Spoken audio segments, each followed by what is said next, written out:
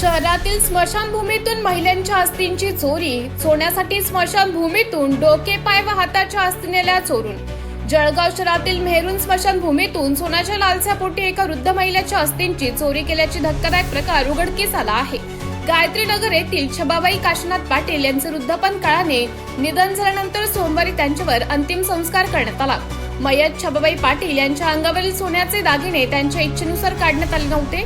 याचा फायदा घेत अज्ञात चोरट्यांनी सोमवारी रात्री स्मशानभूमीतून त्यांच्या अस्थीतील डोक्याचा, हाताचा व पायाचा भाग चोरून नेल्याची घटना घडली आहे. या प्रकारामुळे शहरात मोठी खळबळ उडाली असून पाटील कुटुंबियांनी महापालिकेच्या सुरक्षेच्या व्यवस्थेवर तीव्र नाराजी व्यक्त केली आहे. आमदार सुरेश भोळे यांनी महापालिकेवर तारेशी ओढले असून मेलेल्या नागरिकांचेही अस्थी सुरक्षित नाही ही लाजिरवाणी बाब असल्याचं मत व्यक्त केले. सदर प्रकरणी अद्याप पोलिसात गुन्हा दाखल झालेला नसला तरी चोरट्यांचा शोध घेणे ही पोलिसांसमोर मोठी जबाबदारी आहे. दरम्यान पाटील कुटुंबियांनी सोनं नको, फक्त आमच्या आईची अस्थी परत करा अशी भावनिक मागणी केली आहे. तसेच स्मशानभूमीतील तात्काळ सीसीटीव्ही व सुरक्षा रक्षक नेमावेत अशी मागणी नागरिकातून होत आहे. या परिवारासोबत बातचीत केली आहे आमचे प्रतिनिधी यांनी.